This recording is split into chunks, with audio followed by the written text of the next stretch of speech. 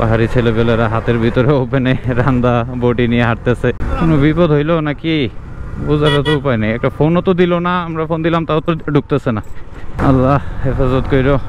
ওরা পিছেই তো আইলো, দেখলাম ওই সিএনজিটার পিছ পর্যন্ত। তারপরে কই গেল এরা? 170 টাকার মতো যে খরচ করে আসছি ওই টাকাটাই জলে।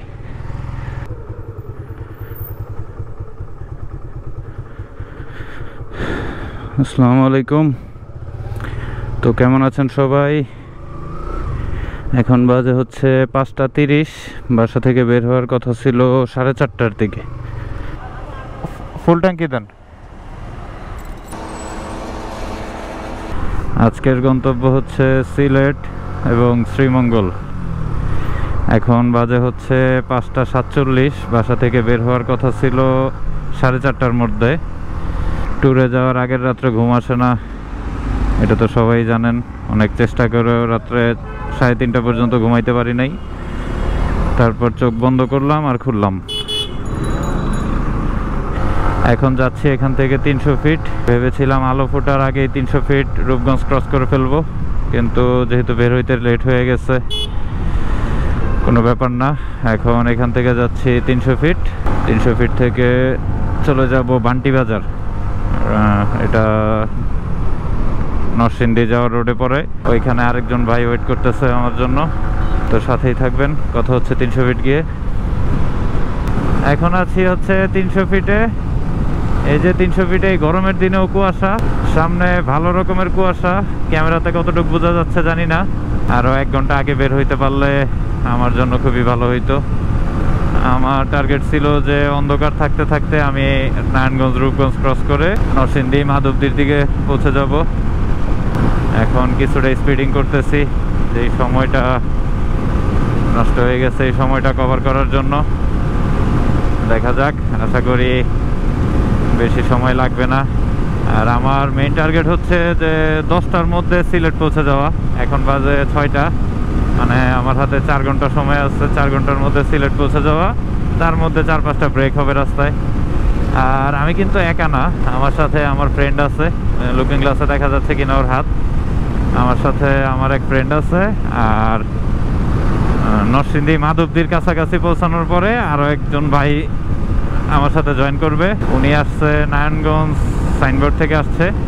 ওনার সাথে কিছুক্ষণ আগেই যোগাযোগ হয়েছে, উনি অলরেডি রওনা হয়ে গেছে। কুকুর দেখলে সবসময় আগে থেকে সাবধান হয়ে যেতে হবে, মানে বোবা প্রাণী। এ তো আর আমাদের মতো রোডঘাট বুঝে না কখন কোন দিকে দৌড় দেবে। যাই হোক, এখন আছি হচ্ছে পুবেরগাঁও রোডে। এই পুবেরগাঁওটা যারা না চিনেন, এটা হচ্ছে আপনার কাঞ্চন সেতু পার হইয়া আপনার এই বুলতাগাউসিয়ার দিকে যাইতে হাতের বাম দিকে এই রোডটা চলে আসছে। এটা হচ্ছে একরকমের গ্রামীণ রোডের মতো, ছোট একটা রোড, কিন্তু এটা ভালো একটা শর্টকাট। আর যারা এদিক দিয়ে যাতায়াত আছে তারা তো সবাই জানেনই যে ওই কাঞ্চন ব্রিজ থেকে বুলতাগাউসিয়ার দিকে যাইতে রাস্তা খুবই খারাপ অবস্থা, খুব খারাপ রকমের ভাঙা। ওইখান দিয়া চলাচল একরকমের অসম্ভব। যারা ঢাকা থেকে সিলেটের দিকে যাবেন বা নরসিংদী এই রোডে যাবেন, তারা এই রোডটা ইউজ করতে পারেন। এই রোডটার নাম হচ্ছে পুবেরগাঁও। এখান দিয়ে গেলে আপনাদের রাস্তাও কমবে, তার উপরে রাস্তা ভালো। তো একটু সতর্ক থাকতে হবে এখান দিয়ে। এখন ওই প্রাইভেট কারগুলো শর্টকাট মারে, যে এরকম হাইস প্রাইভেট কার, এরা খুব খারাপ রকমের গতিতে ছুটে যায় এদিক দিয়ে। এখান দিয়ে প্রায় দুর্ঘটনা ঘটে, এই দিকটা খেয়াল রাখতে হবে। এই রাস্তাটা সম্ভবত 7 থেকে 8 কিলোমিটারের। আর এই রাস্তাটার আরও একটা খারাপ দিক হচ্ছে এই রাস্তার একদম সাথেই বাড়িঘরগুলো। এখান থেকে অনেক সময় বাচ্চারা দৌড় দেয়, সামনে স্কুল আছে, মাদ্রাসা আছে। এখান থেকে বাচ্চারা হঠাৎ করে দৌড় মারে। বয়স্ক মানুষ হাঁটা চলা করে রোডের মাঝখান দিয়ে, এই যে যেমন মানুষ হাঁটতেছে। আরও প্রবলেম হচ্ছে এখান দিয়ে যে গরু ছাগল বেঁধে রাখে রাস্তার সাইডে, এরা রাস্তার মাঝখানে চলে আসে, তাই এখানে ওভার স্পিডিং করা যাবে না। আর আপনারা দেখতে পাচ্ছেন কি না, এখনও কিন্তু রোডে কুয়াশা আছে, ভালো রকমের কুয়াশা। এখনও ঢাকার ভিতরে শীতের কোনো দেখাই নাই। আর আমি যখন বাসা থেকে বের হয়েছি মানে 5টার দিকে, আমার পুরো শরীর ভিজে গেছিল ঘামে, প্রচণ্ড গরম লাগতেছিল। কিন্তু 300 ফিট ওঠার পরেই হঠাৎ করে কুয়াশা, এখন পর্যন্ত কুয়াশা আছে রোডে, ভালো রকমের ঠান্ডা লাগতেছে। ভালোই হয়েছে, গরমের মধ্যেও গ্রিম শীতের ছোঁয়া পেয়ে গেলাম।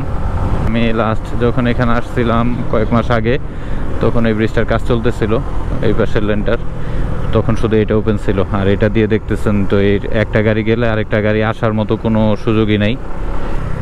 এখন এই পাশের ব্রিজের কাজ কমপ্লিট হয়ে গেছে, যাক এই কারণেই জ্যামজট কম। পুবেরগাঁও থেকে হাইওয়েতে উঠে গেছি, এই জায়গাটার নাম কি জানা নাই। যাই হোক, এখানে থামবো, থাইমা ওই ভাইকে ফোন দেবো, ভাই আসলে তারপর আবার এখান থেকে বাকি জার্নি শুরু করব। ভাই চলে আসছে, এই যে এই ভাইয়ের জন্য ওয়েট করতেছিলাম, উনি আসছে। এখন আবার রওনা হয়ে গেছি।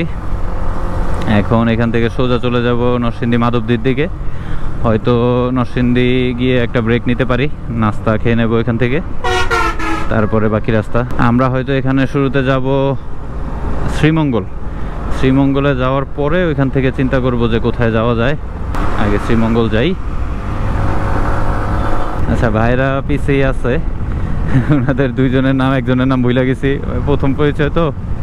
একজনের নাম তপু, আর এক ভাইয়ের নাম খেয়াল আসতেছে না, একটু পরে বলা যাবে।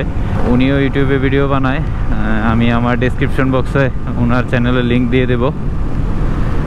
এই যে কি পরিমাণ কুয়াশা রোডে, এখনো ভালোই লাগতেছে, গরমের মধ্যে শীতের ছোঁয়া পেয়ে গেছি।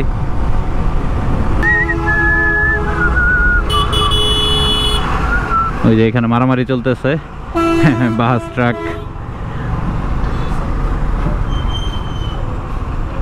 একজন আরেকজনের চোখ টোক ফাটায় ফেলছে। এটাই হচ্ছে জ্যামের কারণ।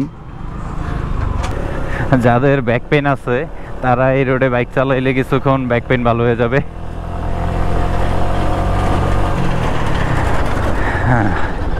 এক হচ্ছে রোড ভাঙা, তার উপরে আবার পচা মাছের গন্ধ, সব মিলিয়ে কেমন লাগছে এটা ভাষায় প্রকাশ করা সম্ভব না। এখন আছি ভৈরব ব্রিজে, আমার গ্রামের বাড়ি বলা যায়। আমার গ্রামের বাড়ি এখান থেকে লঞ্চে যাওয়া লাগে। কি সুন্দর একটা ব্রিজ, এত সুন্দর ব্রিজ, এইখানে এতটুক জায়গা ভাঙা। এই যে সামনে আরো, এই এতটুক জিনিস সংস্কার করতে ভাই কয় কোটি টাকা লাগে, তারা কেন করিস না। সূর্য অলরেডি মাথার উপর চলে আসছে, এখন বাজে হচ্ছে 7:44। আমরা ভৈরব ক্রস করতেছি। আমরা ঢাকা থেকে রওনা হয়েছি, বাসা থেকে বের হয়েছি 5:30টার দিকে। এটা কি হইলো? এটা কোনো কথা? এত সুন্দর ব্রিজটা পার হওয়ার পরেই এরকম ভাঙা রাস্তা? মানে এ হইলো তোর ওই যে কি কয় অ্যারেঞ্জ ম্যারেজের মতো, পরিবারের সম্মতি, পরিবারের দেখা পাত্রী বিয়ে করছস, সুন্দর দেখা বাসর যাইতে এরকম ভাঙাচুরা। ধোকা হুয়া মেরে সাথ, ধোকা হুয়া।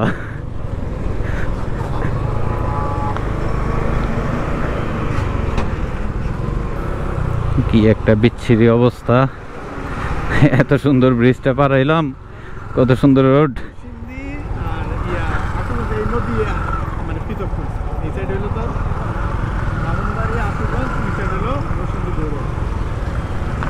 পরে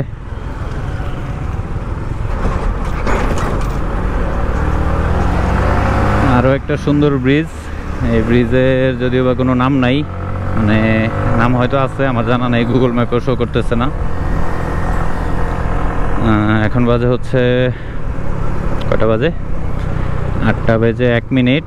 আমরা শ্রীমঙ্গল থেকে এখন 77 কিলোমিটার দূরে আছি। এখনের রোডটা আগে পিছের রোডগুলোর থেকে অনেকটা ভালো। আশা করি এখানে কিছুটা স্পিডিং করা যাইতে পারে, সামনে গেলে বোঝা যাবে। কারণ অলরেডি আমরা আমাদের যে নির্দিষ্ট সময় ছিল, মানে যে টার্গেট ছিল, যে টাইমের মধ্যে আমরা পৌঁছাবো, তার থেকে অনেক বেশি পিছিয়ে আছি। আচ্ছা, আপনাদেরকে একটা মজার জিনিস দেখাই। এই জায়গার নাম দেখেন কি, কুত্তাপাড়া। বাংলাতে লেখছে কুট্রাপাড়া, কিন্তু ইংলিশে কুত্তাপাড়া। আমরা এখন আছি কুত্তা পাড়াতে, কুত্তা পাড়া না হয়ে কুত্তা মারা হইলে আরো সুন্দর হইতো। যাই হোক, এইখানে যারা থাকেন ভিডিওটা দেখলে মাইন্ড করেন না। এখন আছি হচ্ছে গঙ্গানগর, সামনে খুব সুন্দর একটা ব্রিজ আছে, তার জন্য ক্যামেরাটা ওপেন করলাম। এই যে কি সুন্দর একটা ব্রিজ, এইখানে একদম রোডের মাঝখানে থাইমা একটা ছবি তুলতে পারতাম, কিন্তু এটার কোনো উপায় নাই। বাহ, এই সাইডটা সুন্দর তো, ঘোলা পানি। এখন আছি হচ্ছে শায়েস্তাগঞ্জ। এখন সময় 9টা, এখন সময় হচ্ছে 9টা বেজে 23 মিনিট। আমরা এখনো 31 কিলোমিটার দূরে আছি শ্রীমঙ্গল থেকে। আমরা পিছে আরও একটি ব্রেক নিয়েছিলাম, প্রায় 10-15 মিনিট ওখানে ছিলাম, এই কারণে একটু লেট হয়ে গেছে। এখন আর রাস্তা বাকি আছে 31 কিলোমিটার, আর হয়তো আধা ঘন্টার মধ্যে আমরা শ্রীমঙ্গল পৌঁছে যাব। আর আগের থেকে এখন রোড যথেষ্টই ভালো। এখন বাজে হচ্ছে 9টা বেজে 54 মিনিট। আমরা অলরেডি 4 দেশে প্রবেশ করে ফেলেছি। এখান থেকে আঁকা বাঁকা রোড, কি সুন্দর রাস্তা। কথা বলতে ইচ্ছা করতেছে না, ইচ্ছা করতেছে শুধু ভিডিও করি, আপনারা দেখুন। রাবার বাগান, চা বাগান, যেদিকেই তাকাই শুধু সুন্দর আর সুন্দর। এইরকম জায়গা থাকতে হলে প্রেম করার কোনো দরকারই নাই, কি গাছ মাঝে মাঝে একটু। এখন আমরা আছি হচ্ছে শ্রীমঙ্গলের ভিতরেই। আমরা শ্রীমঙ্গল চা বাগানগুলো ঘুরে এখন যাচ্ছি হচ্ছে শ্রীমঙ্গল শহরের দিকে। ওইখানে গিয়ে হয়তো পানসি রেস্টুরেন্টে খাওয়া দাওয়া করবো, তারপরে ওইখানে বসে ডিসিশন নেব যে নেক্সট কোথায় যাওয়া যায় ওখান থেকে। আমরা এখন আছি শ্রীমঙ্গল পৌরসভার সামনে, যাচ্ছি বিখ্যাত পানসি রেস্টুরেন্টে সকালের নাস্তা করার জন্য। আর হয়তো 100 কিলোমিটার, সরি, আর হয়তো 100 মিটার সামনে, গুগল ম্যাপে দেখাচ্ছে এমনটাই। এই সেই পানসি, এই 2017 সালে এখানে খাইছি।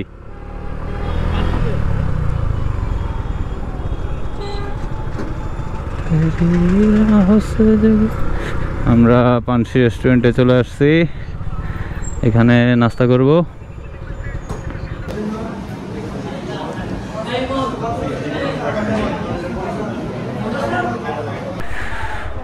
আমরা এখন পানসি থেকে যাচ্ছি লাউয়াছড়া।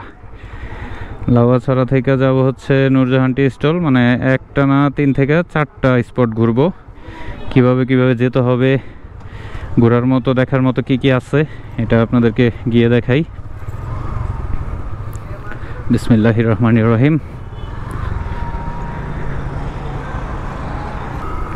এখান থেকে পানসি রেস্টুরেন্ট থেকে লাউয়াছড়ার ডিস্টেন্স দেখাচ্ছে 7 কিলোমিটারের মতো দেখাচ্ছে, ম্যাপে দেখাচ্ছে 12 মিনিট লাগবে, মানে রোড ফাঁকাই আছে। তো যাইতে থাকি। এখন এই পাহাড় আর জঙ্গলের মাঝখান দিয়ে আমরা এগিয়ে যাচ্ছি লাউয়াছড়ার দিকে। অলরেডি চলে আসছি লাউয়াছড়া, এখান থেকে আর 400 মিটার দেখাচ্ছে রাস্তা। খুবই সুন্দর জায়গা, খুবই সুন্দর জায়গা, স্বপ্নের মতো সুন্দর জায়গা। আমি গতকালকে রাত্রে স্বপ্ন দেখতেছিলাম, মানে 1 ঘন্টা ঘুমানোর সুযোগ পাইছি, ওই 1 ঘন্টা স্বপ্ন দেখতেছিলাম যে আমি এরকম একটা জঙ্গলের মাঝখান দিয়ে বাইক চালাচ্ছি। রাত যেতে না যেতেই আমার স্বপ্ন সত্যি হয়ে গেছে। এই যে লাউয়াছড়া আয় পড়ছি, এরা গেছে কেমন ওরা, না ওই যে থামছে। লাউয়াছড়া জাতীয় উদ্যান, না লাউয়াছড়া জাতীয় উদ্যান, হ্যাঁ। আর এটার ভিতরে কি আছে? এখন প্রবেশ করতেছি লাউয়াছড়া জাতীয় উদ্যানের ভিতরে। অলরেডি প্রবেশ করে ফেলছি, টিকিট কাটতে গেছে আমার ফ্রেন্ড। এটার ভিতরে কি আছে দেখার মতো কোনো আইডিয়া নাই, কিন্তু আসছি এত দূরে, ভিতরে না ঢুকলেও আক্ষেপ থাকবে যে কি এমন মধু আছে এটার ভিতরে, দেখা দরকার। ভাই এটার ভিতরে কি মধু আছে? এটার ভিতরে মধু টধু আছে? আচ্ছা কি এটার ভিতরে তো এটা জোড়ায় জোড়ায় যায়, আমরা সিঙ্গেলে যেমন খারাপ দেখা যায় না। আচ্ছা ব্যাগ এনে তো, ব্যাগ নিবো না? হ্যাঁ, আবার আলাদা আলাদা। আমার ব্যাগের ভিতরে কত এক্সপেন্সিভ জিনিস আছে জানোস? আচ্ছা, এই যে যারা লাউয়াছড়া আসে, আসার মেইন উদ্দেশ্য হচ্ছে এই যে রেল লাইনে দাঁড়ায় পোজ দিয়ে কটা ছবি তুলবে, টিকটক বানাবে, এই সেই। এই সেই ভাইরাল রেল লাইন। বেরিয়ে যাচ্ছি লাউয়াছড়া থেকে। লাউয়াছড়ার ভিতরে সাপ, ব্যাং, কুইচা, বানর কি দেখবো, একটা লাউ চোখে পড়ে নাই। 170 টাকার মতো যে খরচ করে আসছি ওই টাকাটাই জ্বলে।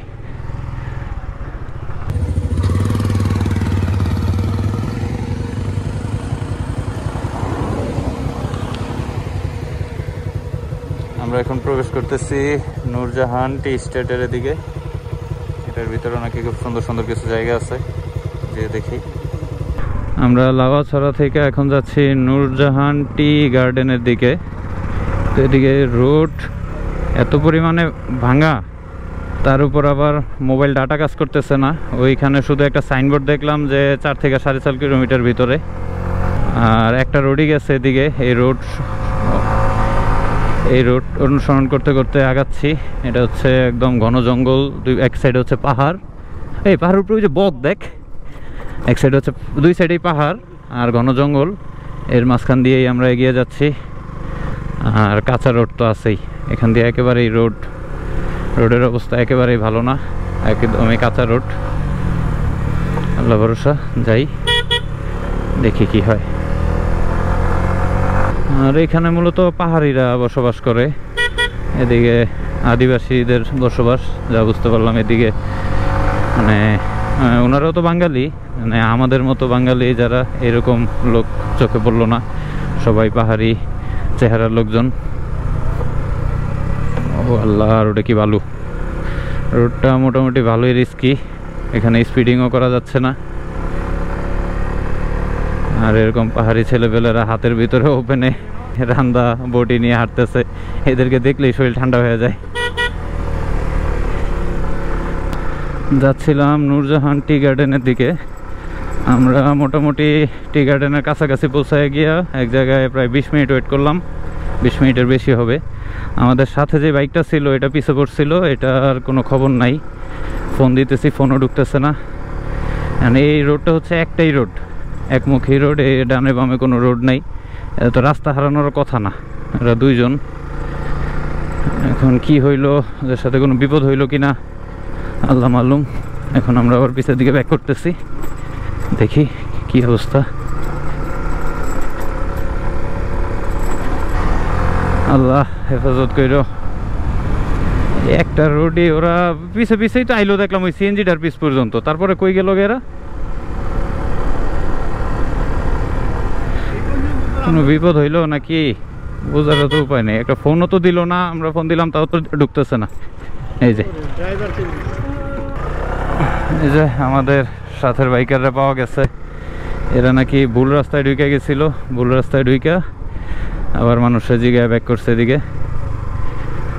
আবার রওনা হয়ে যাচ্ছি আমরা, যাই নূরজাহান টি গার্ডেনের দিকে যাই। ওইখানে যাওয়ার পরে আবার কথা বলছি। এখন আছি আমরা নূরজাহান টি গার্ডেনের ভিতরে। এখান দিয়ে যাচ্ছি, দুই পাশে শুধু পাহাড় আর পাহাড়, চা বাগান। আর এই যে চা শ্রমিকরা দুপুরে খাওয়া দাওয়া করতেছে।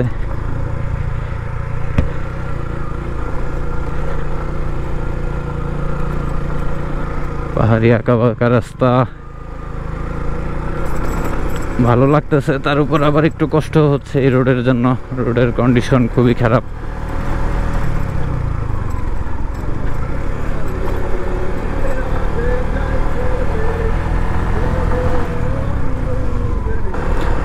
এখন আছি হচ্ছে মাধবপুর চা বাগানের ভিতরে।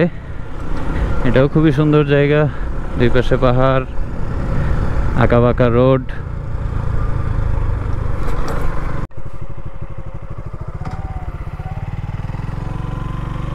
এটা হচ্ছে মাধবপুর লেকে যাওয়ার রাস্তা। দেখি টিকিটটা, যে এখানে 10 টাকা দিয়ে টিকিট কাটা লাগে। এই 10 টাকা দিয়ে টিকিট কেটে এই লেকে প্রবেশ করার অনুমতি নিতে হয়। ওই সামনেই সম্ভবত লেক, একটা গেট দেখা যাচ্ছে, অনেক মানুষ। যাক, অবশেষে দোকান পাওয়া গেছে। গলা শুকায়া কাঠ হয়ে গেছে, কাঠ। দোকান কই? পানি লয়ে আগে আছে কপালে। এই যে পানি লো আনতে। ভাই রে ভাই, পানি লো হ্যাঁ কই জায়গা আছে এখান দিয়ে পার্কিং ঠান্ডা পানি আছে লেবুর শরবত আছে पहले भी मैं तुमसे मिला हूं কয় টাকা পার্কিং মামা আপনাকে যা দিবেন 4-5 আচ্ছা আচ্ছা সমস্যা নেই ব্যাগ থাকলে সমস্যা আছে আচ্ছা আচ্ছা আসার সময় দিলে না পানি নেব পানি ডাব খাই আগে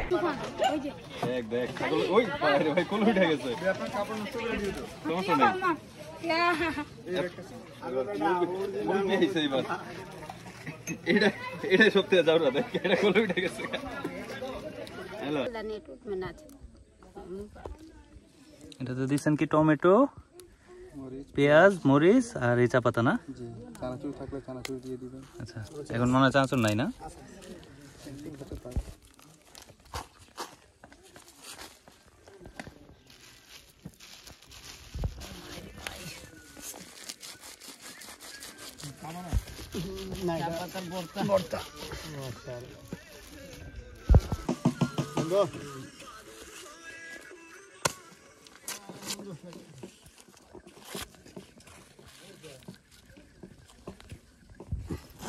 টেস্ট করে জানা কেমন ওখান থেকে একটু খাবো না আর দিয়ে না আপনারা টেস্ট ভালো টেস্ট করবি আমি একটু খাই না এখান থেকে খাই হিন্দি আউট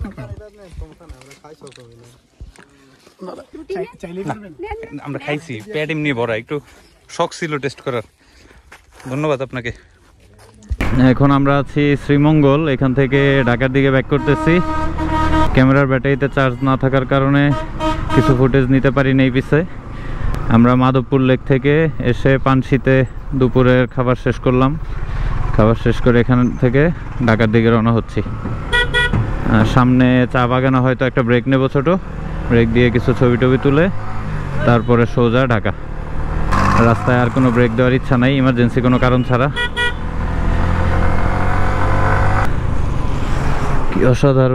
কি অসাধারণ দৃশ্য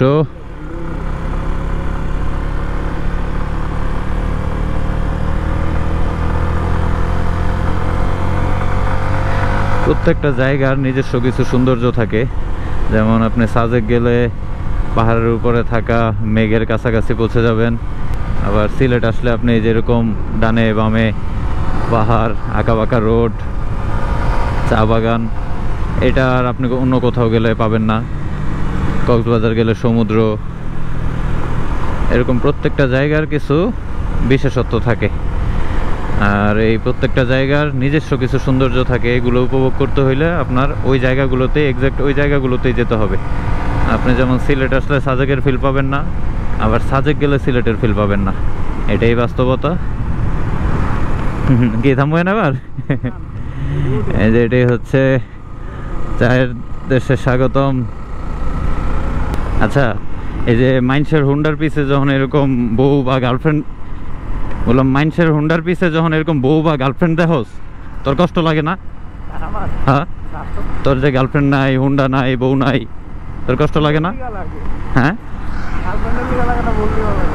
তাহলে কি লেগে লাগে হুন্ডার লেগে এখন আমি আছি হচ্ছে ঢাকা সিলেট হাইওয়ের কোনো একটা জায়গায় নাম জানা নাই এখানে কোনো সাইনবোর্ডও নাই আমার গুগল ম্যাপও অফ এখন বাজে হচ্ছে 5:09 এখান থেকে মেবি ঢাকা 120 কিলোমিটারের মতো একটু কম বেশি হতে পারে আচ্ছা আপনাদের মধ্যে যারা আমার মতো ডে লং ট্যুর দিতে চান বিভিন্ন জায়গায় আপনাদের যদি কোনো কিছু জানার থাকে এই ট্যুরের ব্যাপারে যে কোনো আইডিয়া বা ডিটেলস আমার সাথে শেয়ার করতে পারেন আমার ভিডিওতে কমেন্ট করতে পারেন আমি অত বেশি অভিজ্ঞ না আমার এই ছোট অভিজ্ঞতা থেকে আমি যতটুকু পারি আপনাদের প্রশ্নের উত্তর দেওয়ার চেষ্টা করব আপনাদের যে কোনো কিছু জানার থাকলে ভালো মন্দ অথবা আমার ভিডিওতে যদি আপনারা কোনো কিছু দেখতে না চান বা কোনো কিছু আপনাদের ভালো না লাগে এটাও আমাকে জানাইতে পারেন বা আপনারা কি টাইপের কন্টেন্ট দেখতে চান আমার কাছ থেকে বা আমি কোন কোন জেলায় ঘুরতে যাইতে পারি নেক্সটে, আমার নেক্সট ট্যুর কোথায় হইতে পারে, এরকম আপনার আইডিয়া শেয়ার করতে পারেন আমাকে। আমি চেষ্টা করব ওই জায়গাগুলোতে যাওয়ার জন্য। এখন টার্গেট হচ্ছে এক টানে ঢাকা পৌঁছানো, হয়তো রাস্তায় 1-2টা ব্রেক নেব। আর আমার যে পার্টনার ছিল ওনারা ওই দিক দিয়ে নাকি আরও একটা রোড আছে হবিগঞ্জের ভিতর দিয়া, কিশোরগঞ্জ দিয়ে বের হওয়া যায়, ওনারা ওই দিক দিয়ে চলে গেছে। যেহেতু ওই রোডটা আমি চিনি না আর আমি নতুন রোডে কনফিডেন্স পাই না, এই রোড দিয়ে আমি অনেকবার যাতায়াত করছি, আমার কাছে মনে হয়েছে যে এই রোডটা আমার জন্য, আমার এই রোডে যাওয়া উচিত, তাই আমি এদিক দিয়ে এসে পড়ছি ওনাদেরকে ওইখান থেকে বিদায় দিয়ে। এখন এখান থেকে একটানে চলে যাবো ইনশাল্লাহ ব্রাহ্মণবাড়িয়া, ওইখানে গিয়ে হয়তো একটা ব্রেক দেবো, চায়ের ব্রেক। আর আমার অলরেডি ক্যামেরার 2টা ব্যাটারি চার্জ শেষ, এটা 3 নাম্বার লাস্ট ব্যাটারি ইনস্টল করা আছে, এটারও প্রায় চার্জ শেষের দিকে। তাই এখান থেকেই আপনাদের থেকে বিদায় নিয়ে নিচ্ছি। যদি ক্যামেরার চার্জ পরে থাকে পরে আরও কিছু ফুটেজ অ্যাড করে দেব, আর যদি না থাকে তাই এখান থেকে আপনাদের থেকে বিদায় নিয়ে নিচ্ছি। এতক্ষণ ধরে যারা কষ্ট করে আমার এই ভিডিওটি দেখছেন তাদের সবাইকে ধন্যবাদ। সবাই ভালো থাকবেন, সুস্থ থাকবেন। আসসালামু আলাইকুম।